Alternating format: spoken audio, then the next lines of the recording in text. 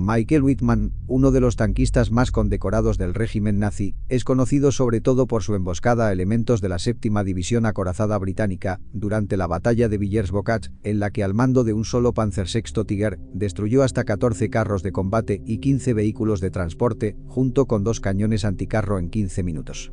La humillación fue de dimensiones gigantescas, sin la ayuda de sus compañeros y a sabiendas de que se encontraba solo frente a cientos de enemigos.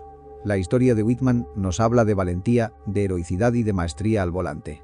No es para menos, pues es el tercer as nazi de los carros de combate que más bajas causó durante la Segunda Guerra Mundial, al acabar con 141 tanques enemigos, 132 cañones anticarro y otros tantos vehículos de transporte y reconocimiento. Michael Wittmann vino al mundo un 22 de abril de 1914 en Vogeltal, un pequeño pueblo cerca del Alto Palatinado en Alemania. Mientras el mundo andaba a tiros de fusil, en la Primera Guerra Mundial, este pequeño germano, hijo de un granjero local, comenzó a aprender el negocio familiar para labrarse un futuro prometedor. Sin embargo, lo cierto es que su paso por el mundo de la agricultura duró poco. A los 19 años se unió al Servicio Voluntario del Trabajo, que más tarde se volvería en el Servicio del Trabajo del Reich. Estas organizaciones ponían un especial énfasis en el trabajo en equipo, dotes que le serían de gran ayuda en un futuro no muy lejano, al mando de un carro de combate.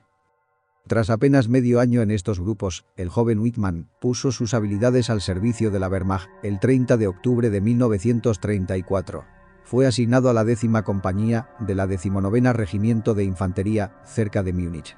Durante unas maniobras Wittmann vio por primera vez un carro de combate, un pequeño Panzer I con el que quedó profundamente impresionado. Desde ese momento supo que, tarde o temprano, llegaría a convertirse en carrista. En el ejército llegó a ascender a cabo, rango que mantuvo hasta que se licenció en septiembre de 1936. Así pues, y en vista del interés que le generaban las Allgemeine SS, se unió a ellas con el objetivo de entrar en alguna unidad de combate. Las pruebas físicas y médicas para unirse a las SS eran durísimas, pero, tras superarlas el 1 de abril de 1937, fue admitido y pudo unirse a las SS Verfügungstruppe o SSVT como recluta de la 17ª Compañía de la Leibstandarte SS. Junto a su unidad participó en el Anschluss, anexión de Austria y más tarde en la de los Sudetes. Gracias a sus dotes en el mando, fue ascendido a SS Unterscharführer o sargento segundo el 20 de abril de 1939. Al comenzar la Segunda Guerra Mundial, su primera acción de guerra se produjo en la campaña polaca, como jefe de una autoametralladora, seguido por la Batalla de Francia como comandante de los nuevos cañones de asalto autopropulsados, el Sturmgeschütz III Ausf. Durante la campaña griega lanzada el 6 de abril de 1941, la Leibstandarte SS Adolf Hitler forma parte de la punta de lanza que captura la capital griega. Tras estos actos, Wittmann obtiene la Cruz de Hierro de segunda clase, conquistando Grecia en tan solo 2 semanas. Durante el Frente Oriental, Wittmann y su unidad fueron enviados primero a Checoslovaquia y luego a la Unión Soviética, donde pudo mostrar su fortaleza como cazador de carros. En el avance sobre Rostov, destruyó 6 carros soviéticos en una sola batalla y ganó así la Cruz de Hierro de primera clase. En 1942, después de un curso de adiestramiento de oficiales en Bad Tolf, volvió a su unidad donde comandó un Tiger I del primer regimiento Panzer de las SS. En el Frente Oriental y meses siguientes, así como en la batalla de Kursk, su cifra de vehículos destruidos aumentó considerablemente. Condecorado con la Cruz de Caballero el 14 de enero de 1944 y las hojas de roble 3 semanas después, Wittmann alcanzó la increíble cifra de 117 blindados enemigos destruidos y en abril fue puesto al mando de una compañía en el recién formado 101º Batallón de Panzer Pesado. Después de la batalla de Villers-Bocage, Wittmann fue condecorado con las espadas para su Cruz de Caballero y ascendió a SS Hauptsturmführer o capitán, empleo con el que asumió el mando de la Abteilung 101 a finales de julio. En abril de 1944, la compañía de Tiger de la Leibstandarte fue transferida al 101º Batallón de Panzer Pesado de las SS. Este batallón fue asignado al ISS Panzerkorps y nunca estuvo unido permanentemente a cualquier división o regimiento en el cuerpo. Wittmann comandó la segunda compañía del batallón. Después de la invasión aliada de Normandía, el batallón recibió la orden de trasladarse de Beauvais a Normandía el 7 de junio y tras 5 días de marcha por carretera, el 12 de junio, llegaron a su destino.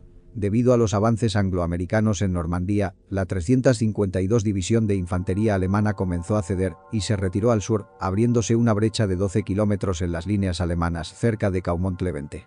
Sepp Dietrich se ve obligado a ordenar a su única reserva, el 101 Batallón de Tanques Pesados de las SS, que se posicionase detrás de la División Panzerlehr y la 12ª División Panzer SS Hitlerjugend para cubrir su flanco izquierdo abierto.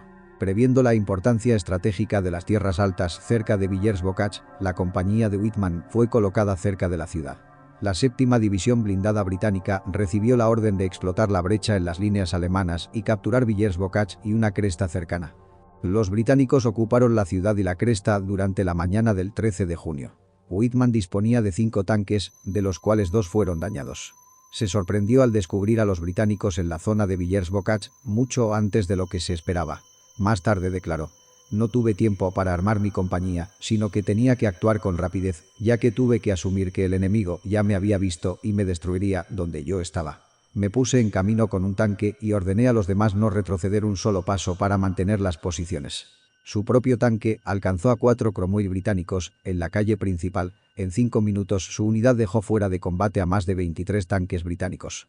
Tras regresar con vida del infierno de Villers-Bocage, Wittmann se convirtió en un héroe nacional para Alemania. La oficina de propaganda del régimen procuró que sus éxitos se conociesen en toda Europa con un objetivo doble: infundir el terror en los enemigos del Reich e inducir a los jóvenes cadetes a cometer heroicidades en nombre del Führer.